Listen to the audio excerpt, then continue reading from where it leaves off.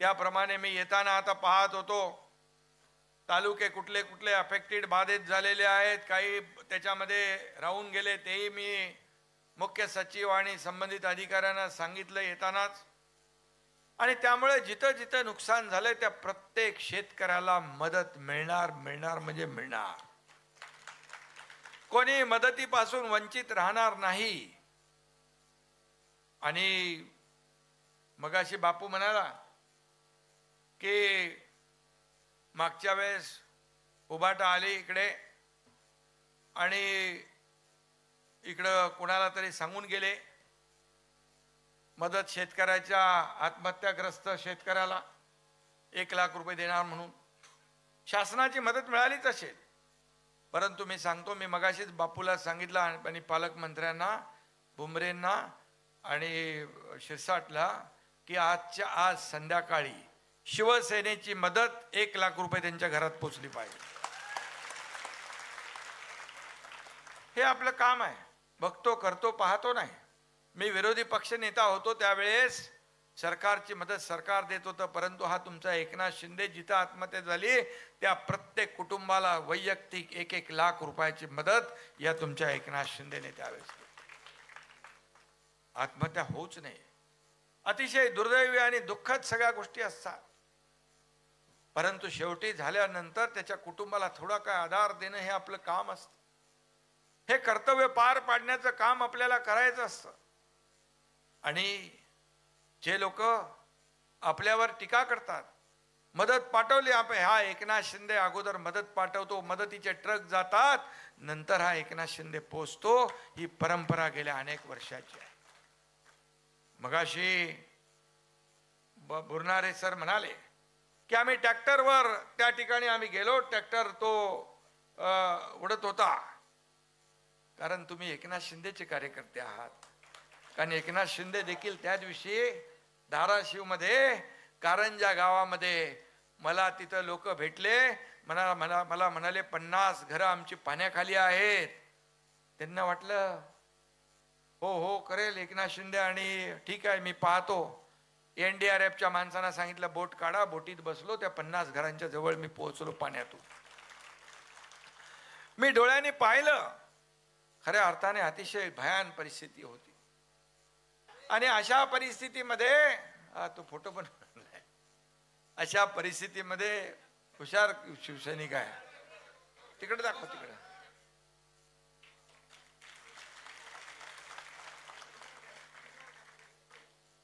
आणि म्हणून मला आठवतंय जेव्हा मराठवाड्यात दुष्काळ होता त्यावेळेस ठाण्यामध्ये आपण मोठी छावणी उभी केली होती मराठवाड्यातल्या दुष्काळग्रस्तांना मदत देण्यासाठी. ही आपली बांधिलकी आहे, हा आपला जिव्हाळा आहे, ही आपली जबाबदारी आहे. आणि म्हणून मी एवढंच सांगतो, परिस्थिती जेवढी बिकट तेवढाच आपला शिवसैनिक तिखट मदतीसाठी हा कधी घरात बसत नाही. आणि म्हणून हा तात्काळ धावून जाणारा शिवसैनिक, हा बाळासाहेबांच्या, आनंद दिघे साहेबांच्या विचारांचा शिवसैनिक जो आहे तो आज माझ्या सोबत आहे. हीच माझी ताकद आहे, हेच माझं समोर बसलेलं ऐश्वर्य आहे आणि व्यासपीठावर बसलेलं हे वैभव आहे. हे व्यासपीठ एवढं भरलेलं आहे, परंतु जर तुमचं हे वैभव समोर जर असं बसलं नसतं तर या व्यासपीठाला शोभा आली नसती. ही शोभा आहे, हे ऐश्वर्य आहे, संपत्ती आहे. मला जेव्हा विचारलं, जेव्हा आपण शिवसेना उठाव केला आणि जेव्हा शिवसेना आणि धनुष्यबाण आपल्याला मिळाला त्यावेळेस अनेक लोकांनी विचारलं मला, तुम्ही कशावर क्लेम करणार, कशावर हक्क सांगणार. मी बोललो कशावरही नाही, बाळासाहेबांचे विचार हीच आमची संपत्ती आहे, तेच आमचं ऐश्वर्य आहे. आणि म्हणून आम्ही देणारे आहोत, घेणारे नाही. आम्ही नेहमी देण्याचा प्रयत्न केलाय. आणि म्हणूनच मुख्यमंत्री असताना माझे अनेक कामं या अगोदरच्या आपल्या वक्त्यांनी सांगितलेली आहे की काय काय आपण दिले, काय निर्णय घेतले. लाडक्या बहिणींची योजना, लेक लाडकी लखपती योजना, त्या STची सेवा, STचं अर्ध तिकीट, ज्येष्ठ नागरिकांची योजना, शेतकरी सन्मान योजना, प्रधानमंत्री मोदीजींनी त्यांना 6,000 रुपये सन्मान योजना सुरू केली वर्षाला. आपल्या सरकारने देखील शेतकरी सन्मान योजना 6,000 रुपयाची सुरू केली, ती आजही कायम सुरू आहे. पीक विमा योजना 1 रुपयामध्ये ती सुरू केली आपण. अनेक योजना सुरू केल्या. एकदा मी टीव्हीवर पाहिलं, एका मुलीने आत्महत्या केली. रात्री 12:30-1 वाजताची बातमी पाहिली. कशासाठी केली? उच्च शिक्षण घेत होती, इंजिनिअरिंगचं शिक्षण घेत होती आणि 50% फी आपण सरकार भरत होतो आणि 50% फी तिच्या पालकांनी भरायची होती. वडील फी भरू शकत नाही. त्या मुलीला कळलं वडील आत्महत्या करतील, म्हणून त्या मुलीने स्वतः आत्महत्या केली. मी म्हणालो, हे सरकार सर्वसामान्यांचं, गोर गरिबांचं म्हणतो आपण, लेकी बाळी सुनांचं म्हणतो, आणि अशा परिस्थितीत जर मुली आत्महत्या करत असतील तर सरकारमध्ये बसून काय फायदा? मी तात्काळ उच्च शिक्षण मंत्री तेव्हा चंद्रकांत पाटील होते, त्यांना फोन केला आणि मी सांगितलं, येणाऱ्या कॅबिनेटमध्ये मुलींची उच्च शिक्षण घेण्याची जी काही आपली योजना आहे, 50% नाही 100% फी सरकार भरणार. ही बांधिलकी आहे आमची लोकांची. सर्वसामान्य लोकांना न्याय देण्याचं काम आपण केलं. ज्या योजना बंद होत्या, ज्या विकासामध्ये खोडा घातला, ते सगळे स्पीड ब्रेकर दूर केले. 2.5 वर्षामध्ये पायाला भिंगरी लावून आपण या राज्यामध्ये फिरलो आणि विकास कामं केली. शासन आपल्या दारी आपण घेऊन गेलो. 5 कोटी लोकांनी त्याचा फायदा घेतला. 5 कोटी. मला अनेक राज्याच्या मुख्यमंत्र्यांनी विचारलं, क्या है शासन अपने दारी? मी त्यांना म्हणालो, योजना लाभार्थी असतातच, परंतु कटकट नको म्हणून योजना आणि लाभ सोडून द्यायचे. त्यांच्या दरवाजात नेऊन आपल्या योजना त्यांना देण्याचं काम ही शासन आपल्या दारी आहे. लेक लाडकी बहीण योजना, काही लोक म्हणाले, तेव्हा देखील म्हणत होते लाडकी बहीण योजना काय होणार नाही, हे चुनावी जुमला आहे. पण मी तुम्हाला तेव्हा सांगितलं होतं, सावध राहा आणि दुष्ट भाऊ येतील त्यांच्यापासून सावध राहा, त्यांना चांगला जोडा दाखवा. तुम्ही असा जोडा दाखवला की 6 नंबर, 7 नंबर, 8 नंबर, 9 नंबर नाही, 232 नंबरचा जोडा दाखवला. 232 आमदार आले महायुतीचे. आतापर्यंतच्या महाराष्ट्राच्या इतिहासामध्ये 232 आमदार कधीच आले नव्हते. ते तुम्ही आणले. आणि म्हणून कुणी काही अफवा पसरवल्या तरी सुद्धा लाडकी बहीण योजना कधीही बंद होणार नाही. ज्या योजना आम्ही केलेल्या आहेत, काही लोक म्हणतात काय दिलं. अरे, एकनाथ शिंदे मुख्यमंत्री होता, त्याच्या 2.5 वर्षाच्या काळात जवळपास 45,000 कोटी रुपये नुकसान भरपाई आणि इतर योजना, शेतकरी सन्मान योजना आणि इतर पीक विमा योजनेमधून दिले. आता देवेंद्रजी आणि आम्ही निर्णय घेतला, 32,000 कोटी रुपयाचं पॅकेज दिलंय. केंद्र सरकार देखील शेतकऱ्यांना मदत देणार. अमित भाई इकडे आले होते, त्यांनाही आम्ही विनंती केली. प्रधानमंत्री मोदीजींनाही विनंती केली. आम्ही आमचं कर्तव्य तर पार पाडतोच आहे, परंतु संकट मोठं आहे. आणि नेहमीच या देशाचे प्रधानमंत्री शेतकऱ्यांच्या मागे उभे राहिलेले आहेत. त्यांनी सांगितलं, चिंता मत करो, केंद्र सरकार भी महाराष्ट्र के किसानों के पीछे खड़ा रहेगा, ताकत से खड़ा रहेगा. खंबीरपणे तेही आपल्या मागे आहेत. त्यांनी तेही आपल्याला मदत करतील. शेवटी शेतकरी वाचवायचा आहे. शेतकऱ्याला स्वतःच्या पायावर आपल्याला उभं करायचं आहे. आणि म्हणून काय दिलं म्हणणारे अगोदर आले होते तेव्हा एकतरी बिस्किटचा पुडा तरी आणला होता का? आणला होता? 1 लाख रुपये देणार म्हणून नमस्कार करून जाता आणि आमच्यावर टीका करता. तुम्ही कर्जमाफी केली, त्याचे 50,000 रुपये जे नियमित कर्जफेड करणारे त्यांना इन्सेंटिव्ह देण्याचा निर्णय तुम्ही घेतला. ते 50,000 रुपये देखील आपल्या महायुती सरकारच्या काळात दिले. तेही तुम्ही दिले नाही. आणि म्हणून मी आपल्याला एवढंच सांगतो, आपलं हे 20% जे काही 80% समाजकारण, 20% राजकारण, हा गुरुमंत्र बाळासाहेबांनी आपल्याला दिलाय. आता तिकडे 100% राजकारण सुरू झाले, जाऊ द्या. आपल्याला काही त्याच्याशी देणं घेणं नाही. परंतु या ठिकाणी मी आपल्याला एवढंच सांगतो की भुमरे मामाने मगाशी सांगितलं, भुमरे मामाने त्यांचा अनुभव व्यक्त केला. भुमरे मामा काय सगळ्यांना अनुभव आहे. संजना ताई नवीन आहे, तिला जुना अनुभव नाही आहे, पण नवीन अनुभव त्या ताईला चांगला आहे. कारण शेवटी आपण आपल्या आमदारांच्या, आपल्या कार्यकर्त्यांच्या मागं उभं राहिलं पाहिजे. आणि म्हणून या 2.5 वर्षाच्या मागच्या काळामध्ये इतके निर्णय घेतले आणि विकास कामांना एवढे आपण पैशाची तरतूद केली.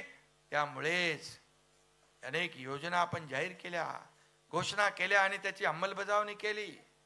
आज रोजगाराच्या माध्यमातून देखील आज मगाशी भुमरे मामांनी या ठिकाणी काही कंपन्यांचा उल्लेख केला, पालकमंत्र्यांनी उल्लेख केला. आणि म्हणून या ठिकाणी रोजगाराच्या संध्या देखील उपलब्ध करून देण्याचं काम आपलं सरकार करतंय. परदेशी गुंतवणुकीमध्ये देखील आपला नंबर 1 महाराष्ट्र आहे.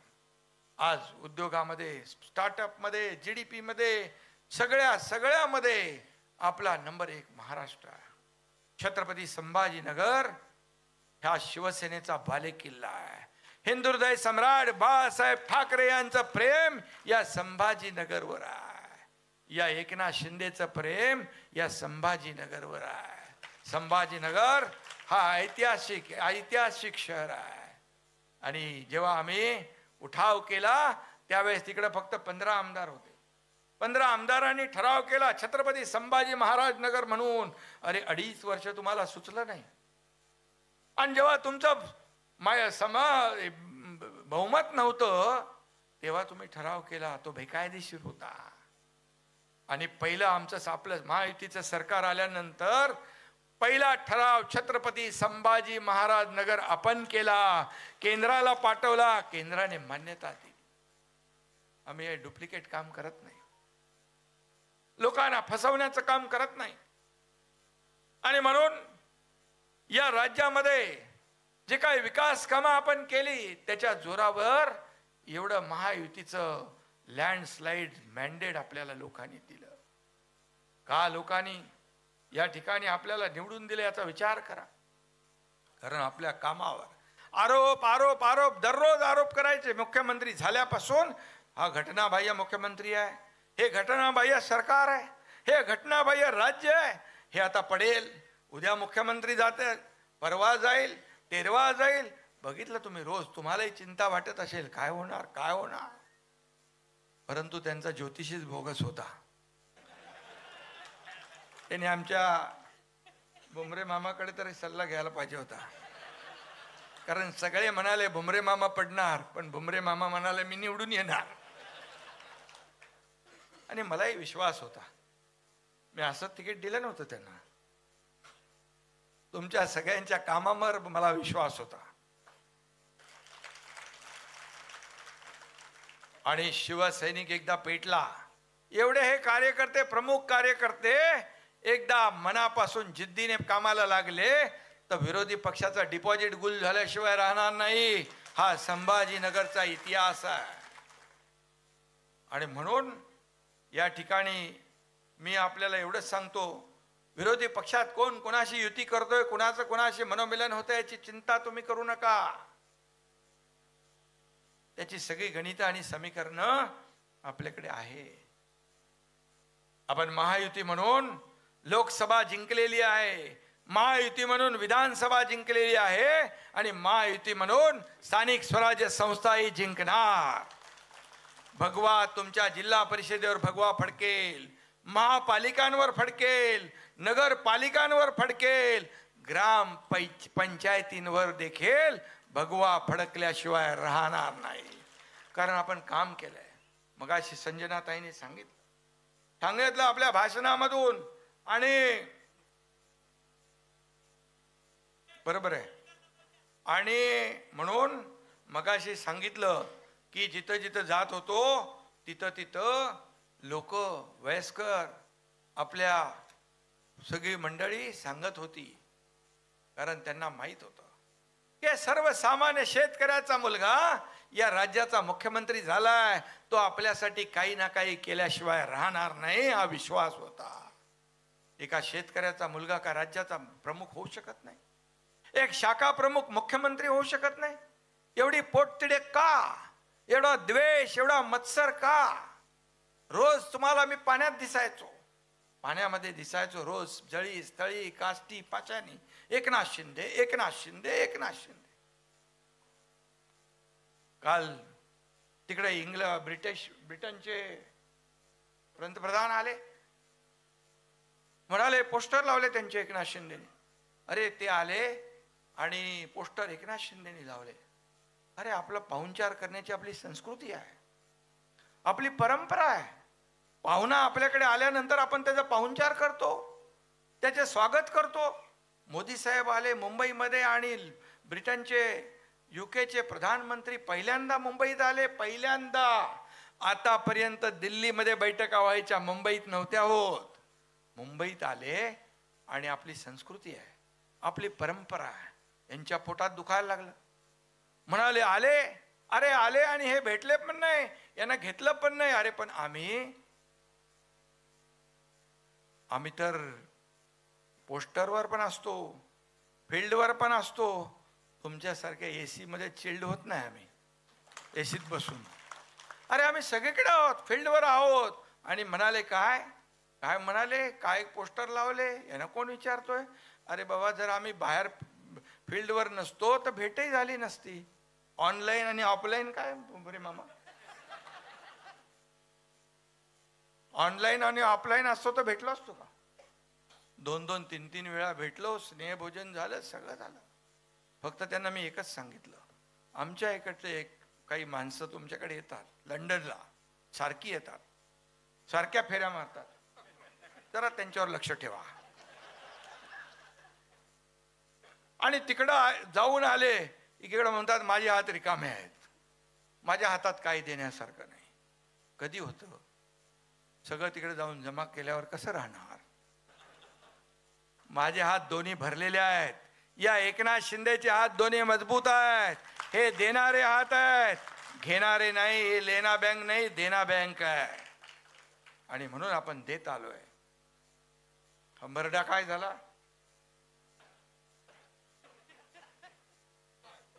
हंबरडा फोडणार. अरे 32,000 कोटी आम्ही दिले. शेतकऱ्यांना विचारा ना, ते हंबरडा फोडणार आहेत का? शेतकरी आज आपला शेतकऱ्यांना जी मदत लागेल ती देणार. राजकारण कुठं करताय? राजकारण करायला पण जागा आहे. या शेतकऱ्यांच्या डोळ्यात अश्रू पुसायच्या ऐवजी राजकारण करताय. हंबरडा फोडला कधी? 2022 ला सगळं गेलं तेव्हा हंबरडा फोडला. सत्खुर्ची गेली तेव्हा हंबरडा फोडला. अरे सगळं गेलं, काय राहिलंय? आता मुंबई बाकी आहे. त्यासाठी आवाज थोडा बाकी ठेवा. मोठा हंबरडा फोडायचा आहे. आणि मी तुम्हाला विश्वासाने सांगतो, मुंबई ही आपली भारताची आर्थिक राजधानी आहे, महाराष्ट्राची राजधानी आहे. मुंबई शहरात 20-25 वर्ष यांनी सत्ता गाजवली.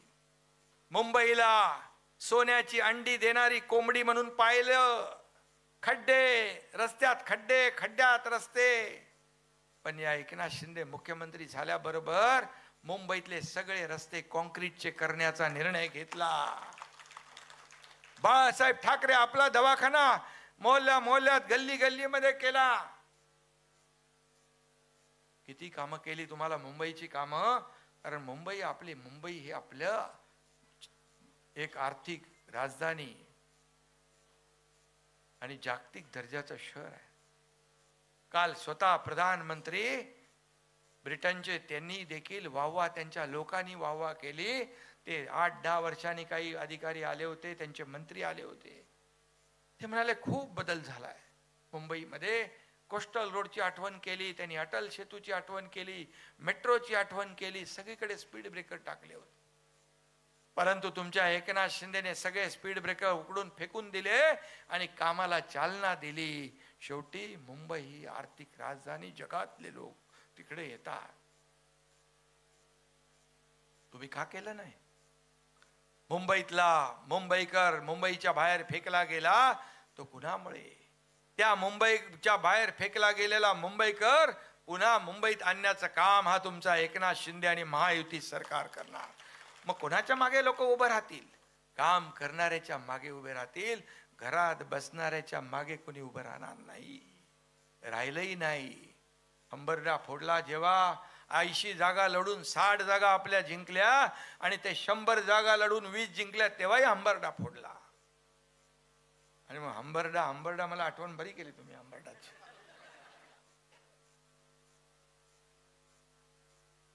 शेतकऱ्यांच्या बद्दल जाणीव असली पाहिजे, त्यांच्या वेदना समजून घेतल्या पाहिजे, त्यांच्या वेदनांवर फुंकर घातली पाहिजे, त्यांच्या डोळ्यातले अश्रू पुसण्याचं दानत दाखवली पाहिजे. ती आम्ही दाखवली आहे. काही लोकांना वाटलं आता खूप मोठं ओढाताण आहे, लाडकी बहीण योजना, ही योजना, ती योजना, त्यामुळे शेतकऱ्यांना काय देणार आहे. परंतु एकच आहे, शेतकऱ्यांच्या एक मिनिट, शेतकऱ्यांच्या योजना ज्या आहेत त्या योजना आपल्याला बंद करायच्या नाहीत. लाडकी बहीण योजना आलाय, ओके ओके, चला ठीक आहे. मला भीती वाटली का हप्ता आला नाही का काय सांग. अरे म्हणून आम्ही आपण देणारे आहोत, मी सांगितलं ना. आणि म्हणून लाडक्या बहिणींचे हप्ते कसे बंद होतील यासाठी प्रयत्न चालू आहे त्यांचा. परंतु तुमचा लाडका भाऊ जोपर्यंत आहे तोपर्यंत तुमचे हप्ते बंद होणार नाहीत. खात्यामध्ये पडणारे पैसे कधी बंद होणार नाहीत. कारण या महाराष्ट्राने तुमच्या एकनाथ शिंदेला लाडक्या बहिणींचा लाडका भाऊ ही नवीन ओळख निर्माण केली. ही ओळख सगळ्या पदांपेक्षा मला मोठी आहे, सगळ्या पदांपेक्षा.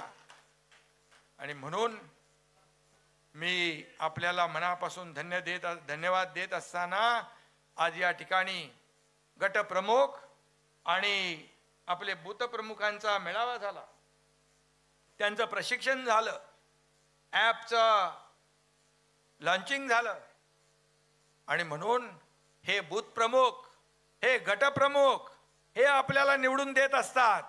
व्यासपीठावर बसलेले आमदार खासदार असतील, पदाधिकारी असतील, ही शक्ती तुमची, ही शक्ती समोर बसलेली आहे.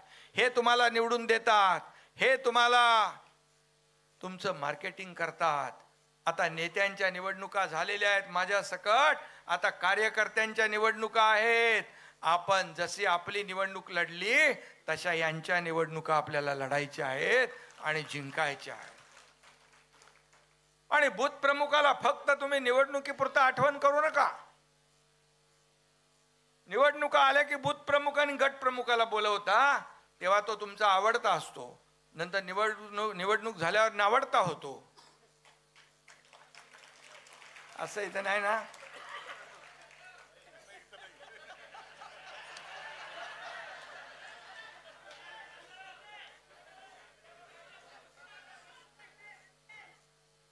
आणि म्हणून मी आता सांगितलंय, जो कार्यकर्ता काम करतोय आवडता जो असेल त्याच्या बरोबर कधीही प्रतारणा करू नका. तो जेव्हा संकटात असेल त्याच्या पाठीशी उभं राहा. कार्यकर्त्याला काय पाहिजे? हा बूथ प्रमुख आणि गटप्रमुखच आपल्याला निवडणुका जिंकून देत असतो. त्याने ठरवलं तुमचा कार्यक्रम सक्सेस करायचा तर कार्यक्रम करेक्ट कार्यक्रम. पण तसे आमचे शिवसैनिक एकदा कामाला लागले की असं करणार नाहीत. कारण तुमचा प्रमुख जेव्हा मुख्यमंत्री होता तेव्हाही कार्यकर्ता म्हणूनच काम केलं. आता उपमुख्यमंत्री आहे तेव्हाही कार्यकर्ता म्हणूनच काम करतोय, उद्याही कार्यकर्ता म्हणूनच काम करणार आहे. कारण आपला पक्ष, अरे थांब ना, त्याची संख्या तर बघा काहीतरी. आपला पक्ष हा मालक आणि नोकरांचा नाही, आपला पक्ष कार्यकर्त्यांचा आहे. इथं काही वशिलेबाजी नाही, इथं बाकी काहीच नाही. या पक्षात हा पक्ष तुमचा आहे. या पक्षात जो काम करेल तो पुढे जाईल, काम करेल त्याला पद मिळतील. पक्ष वाढवेल त्याला तो मोठा होईल. शेवटी हा कार्यकर्त्यांचा पक्ष. अगोदर मी कुठेतरी काल भाषणामध्ये सांगितलं, मी जेव्हा मुख्यमंत्री झालो तेव्हा दिल्लीमध्ये इतर राज्य प्रमुखांची बैठक बोलावली होती. जवळपास 26 राज्यातले प्रमुख आले होते. जे शिवसेनेचे ते सगळे, जेव्हा आपण उठाव केला त्यावेळेस सगळे आपल्या सोबत आले. त्यांना एक फोन आला, बोले कहाँ जा रहे हो. 2-3 लोकांचे फोन आले, बोले दिल्ली जा रहे, दिल्ली मीटिंग है हमारी. बोले किसकी मीटिंग है. बोले मीटिंग बुलाई है शिंदे साहब ने, मुख्यमंत्री जी ने. अच्छा, तो बोले मालिक के साथ रहोगे क्या नौकर के साथ जाओगे. तो बोले ऐसा क्यों बोल रहे हैं. अरे बोले मालिक इधर बैठा है. तो बोला अभी क्या बचा है उसके पास. म्हणजे आपण नोकर आणि ते मालक. बाळासाहेबांनी कधीही सहकार्याला सवंगडी समजलं, घरगडी नाही समजलं, घरगडी नाही समजलं. आणि म्हणून हे सगळे पदाधिकारी असतील, हे सर्व समोर कार्यकर्ते बसलेले असतील, हे माझ्या जीवाभावाचे सहकारी आहेत, जीवाभावाचे सहकारी आहेत. त्यामुळे तुम्ही जेव्हा जेव्हा कुठेही अडचणीत असाल त्यावेळेस शिवसेना तुमच्या पाठीशी खंबीरपणे उभी राहील. तुम लढो हम कपडा संभालते वाला हा एकनाथ शिंदे नाही, तुमच्या पुढं छातीचा कोट करून चालणारा हा एकनाथ शिंदे आहे. आणि म्हणून जिथं जिथं संकट येतात तिथं तिथं हा एकनाथ शिंदे तुमचा धावून जातो. इरशाळवाडी असेल, कोल्हापूर असेल, सांगली असेल, महाड असेल, उत्तराखंड असेल, केरळ असेल. पहलगामचा हल्ला झाला तिथं या एकनाथ शिंदे पोहोचला. शेवटी महाराष्ट्रातले लोक अडकले होते. तिथं जाऊन आपल्या 1000 पैलवानांनी सैनिकासाठी रक्तदान केलं. तिथंही मी देखील रक्तदान केलं. आणि म्हणून ही आपली बांधिलकी आहे. ही आपले आपले जे नाळ जुळलेली आहे सर्वसामान्य लोकांची, ती कधी तुटू शकत नाही.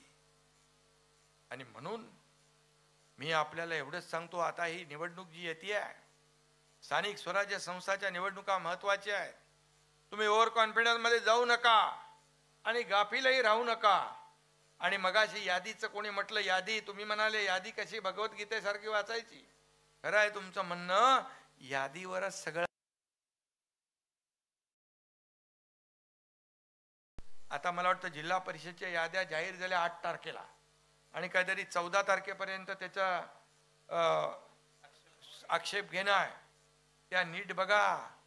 तुमच्या हक्काची माणसं त्या यादीमध्ये नसतील तर मतदान करू शकणार नाहीत. चुकीची नावं त्या यादीत असतील तर ती मतदान करतील तुमच्या विरोधामध्ये. आणि आपला जिंकणारा उमेदवार पराभूत होऊ शकतो. हा धोका लक्षात घ्या, हा धोका लक्षात घ्या. आणि यादी अतिशय पद्धतशीरपणे यादीचा अभ्यास करा. आपल्या हक्काची माणसं जी आहेत की नाही ती बघा. नसतील तर ती यादीमध्ये समाविष्ट करण्याची संधी आहे. पालकमंत्री, तुम्ही हे सगळं जे काय जे लोक या ठिकाणी आपले आमदार, खासदार आणि कार्यकर्ते, पदाधिकारी सगळे जे आहेत, यांनी स्वतः याच्यामध्ये लक्ष घाला. नाही तर गटप्रमुख करेल, बूथप्रमुख करेल, शाखा प्रमुख करेल, बिलकुल असं चालणार नाही. यादीमध्ये नाव नसेल तर मतदानाच्या दिवशी तुम्ही मतदान करू शकणार नाही. तुम्ही किती प्रचार करा, किती काही करा, पण यादी महत्वाची आहे. यादी 1, 2, 4 मतांनी देखील आपला उमेदवार पराभूत होऊ शकतो. ही स्थानिक स्वराज्य संस्थेची निवडणूक आहे. आणि म्हणून ऍप तयार केलेला आहे. त्या ऍपचं काय दाखवलं का तुम्हाला? आणि त्याच्यावर तुम्ही करा. त्याला ऍपला देखील GPS ट्रॅकर लावलेला आहे. तुम्हाला प्रत्यक्ष जाऊन तिथंच करायला लागेल सर्वे. तिथं तुम्हाला जाऊन टिक मार्क करायचा आहे. पॉझिटिव्ह, निगेटिव्ह, न्यूट्रल जे काय असेल ते. काही मृत झालेल्या लोकांची 10 वेळा नावं आहे, काही डबल नावं आहे, 5-5, 10 वेळा नावं आहेत. काही घरामध्ये शिरसाट आहे. शिरसाटच्या नंतर एखादं दुसऱ्याच जातीचं नाव त्याच्यामध्ये येऊ शकतं. उत्तर भारतीय येऊ शकतं, साऊथ इंडियन येऊ शकतं. त्याच्यावर लक्ष ठेवा. म्हणजे जी नावं एखाद्या कुटुंबामध्ये नावं, इतर लोकांची, जिथं कुठलं एखादी इमारत नाही 2 मजल्याची आहे तिथं 4 मजले दाखवले जातील. असं देखील असे प्रकार देखील होऊ शकतात.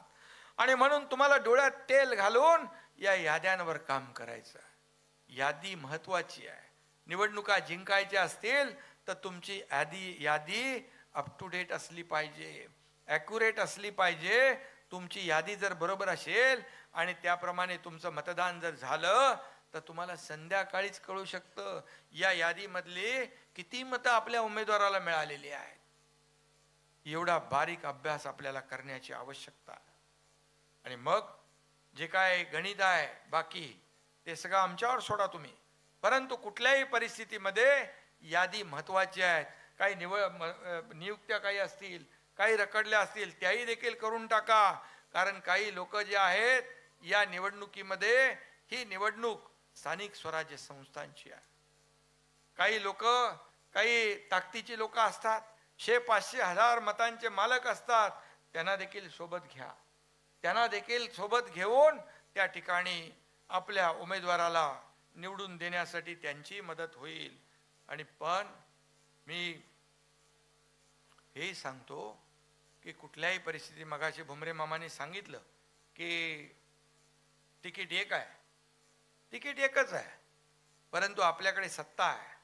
आणि म्हणून महामंडळ आहेत, मंडळ आहेत, कमिटी आहेत, आणि या सर्व जे आहे आपण बाकी ठेवलंय या स्थानिक स्वराज्य संस्थांच्या निवडणुका होईपर्यंत बाकी मुद्दाम ठेवलंय.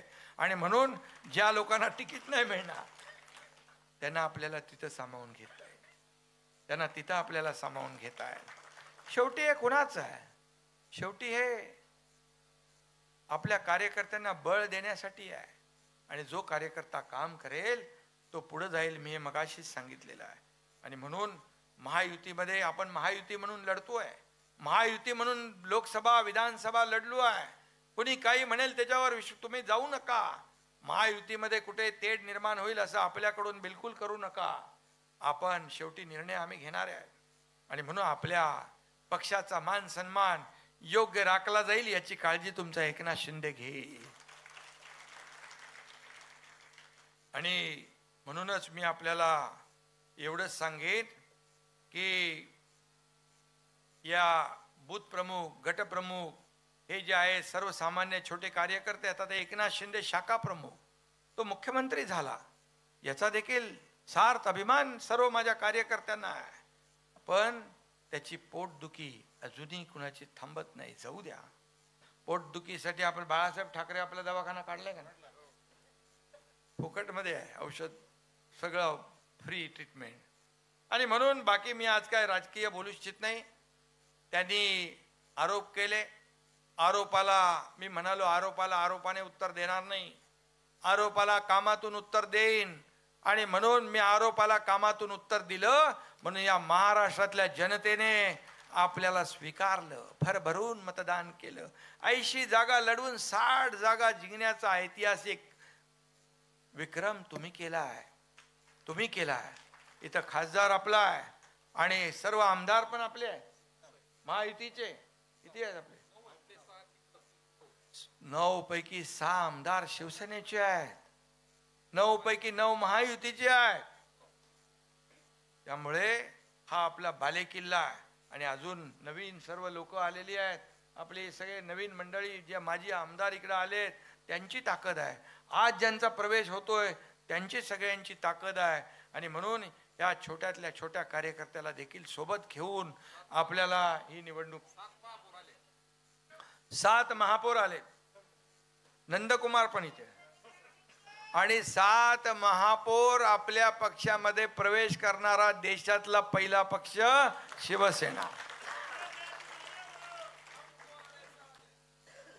आणि म्हणून मी तुमचं मनापासून स्वागत करतो, मनापासून आपल्याला शुभेच्छा देतो. आणि एवढंच सांगतो की शिवसेना माझी, मी शिवसेनेचा, या भावनेने घराघरात शिवसेना पोचवा. शाखा शाखांमधून विजयाचं रणशिंग फुंका. आज आपण शपथ घेऊया शिवसेना मजबूत करण्याची. आज आपण शपथ घेऊया हिंदुत्वाची शान राखण्याची. आज आपण शपथ घेऊया खऱ्या अर्थाने राज्याच्या प्रगतीची आणि राज्याच्या समृद्धीची. आणि आज आपण शपथ घेऊया विरोधकांना चारी मुंड्या चित करण्याची. धन्यवाद. जय हिंद, जय महाराष्ट्र. सहकार्य करा. नाही, मगाशी मी सांगितलं सोनू मोहन गोरडे आपला आत्महत्याग्रस्त शेतकरी आहे. त्याच्या शिवसेनेतर्फे ताबडतोब आजच्या संध्याकाळी त्याच्या घरी आपली मदत जाईल आणि त्याला जे जे काही आवश्यक असेल ते देखील मिळेल. आणि आणखी एक गोष्ट मी आपल्याला सांगायचं राहून गेलं, या मराठवाड्यामध्ये पूरग्रस्त भागामध्ये ज्या ज्या शेतकऱ्यांच्या मुलांची मुलींची लग्न ठरली होती, त्यांना जी चिंता झाली होती आता काय करणार,